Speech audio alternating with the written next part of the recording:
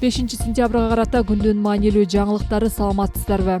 Санкт-Петербургда кыргызстандык кыз 6-кабаттан кулап түшкөн, шектүүлөр кармалды. 4-сентябрда жергиликтүү басылмалар Орусиянын Санкт-Петербург шаарында кыргызстандык кыз 6-кабаттан кулап кеткенин жазды. Тышкы иштер министрлиги окуя 3-сентябрда 2:00 чамасында болгонун билдирди. Окуяга шектүү катары 23 жаштагы 2 кыргызстандык кармалды. Учурда Орусиянын укук коргоо органдары териштирүү иштерин жүргүзүүдө. 22 жаштагы жабырлануучу учурда ооруканада, абалы туруктуу. Кыргызстандын Санкт-Петербург шаарындагы башкы консулдугу ишти өз көзөмөлүнө алды. Тышкы иштер министрлиги Орусияга убактылуу барбай турууну сунуштайт. Тышкы иштер министрлиги мындай сунуш Орусиядагы кошумча коопсуздук чаралары жана чек арадан өткөрүүдөгү күчөтүлгөн көзөмөлгө байланыштуу экенин билдирди. Министрликте зарыл болгон учурда миграциядагы кыргызстандыктар Орусиядагы элчиликке же консулдукка кайрылса болоорун белгилешти. Барган сайын Орусияда мигранттар үчүн мыйзамдар катаалдап барат. Жакында эле полицияга мигранттарды соттун чечими жок эле депортация кылууга укук берген мыйзамга кол коюлган. Андан тышкары орус жарандыгын алып, бирок аскердик каттоого турбагандарды жарандыктан ажыратууга жол ачкан мыйзам кабыл алынган. Ал эми Орусиянын тергөө комитетинин башчысы Орусиянын паспортун алган жарандарды Украинага согушка жөнөтүп жатышканын айтып, муну мигранттардын санын кыскартуу боюнча фишка деп атаган. Аскар Акаев экс-президент макамын калыбына келтирүү боюнча парламентке кайрылды.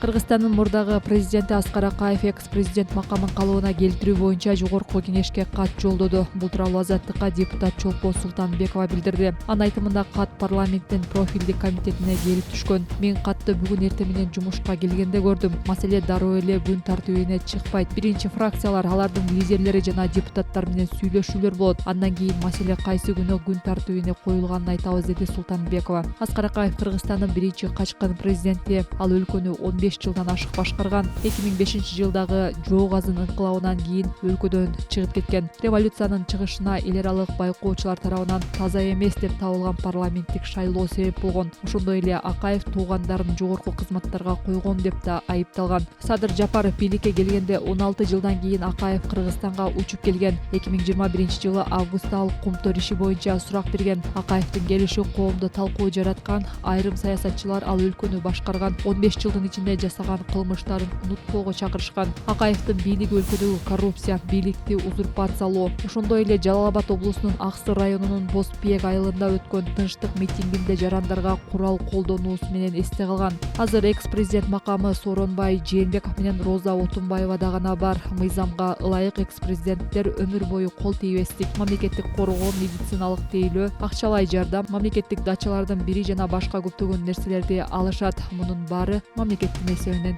Бишкектин тургуну аялына бычак сайган. Азыр экөө тең ооруканада. Милициянын маалыматына ылайык 5-сентябрга караган түнү аларга Чимкент көчөсүндөгү үйлөрдүн биринде жашаган аял бычактан жаракат алганы боюнча билдирүү түшкөн. Улуттук хирургия борборунан 59 жаштагы жабырлануучуга боордун жабыркашы диагнозун коюшкан. Милиция шектүү жабырлануучунун 57 жаштагы күйөөсү экенин аныктады. Анын жүрөгү кармап улуттук кардиология борборуна жеткирилди. Ооруканада аны 1-Май райондук ички иштер башкармалыгынын кызматкерлери күзөтүүдө деп билдиришти мекемеден. Бул боюнча адам өлтүрүүгө аракет кылуу беренеси менен кылмыш иши козголуп, тиешелүү экспертизалар дайындалды. Аялдар коомдук жайда мурдагыдай эле жоолук менен жүрө беришет. Муфтияттын сунушталган долбоор боюнча билдирүүсү. Кыргызстан мусулмандар дин башкармалыгынын дин тутуу эркиндиги жана диний бирикмелер жөнүндө мыйзамга сунушталып жаткан өзгөртүүлөр боюнча комментарий берди. Муфтияттан мыйзам долбоору окумуштуулар жана юристтер менен биргеликте талкууланып жатканын, уламалар кеңеши укуктук талаада иштөө үчүн комиссия түзгөнүн билдиришти.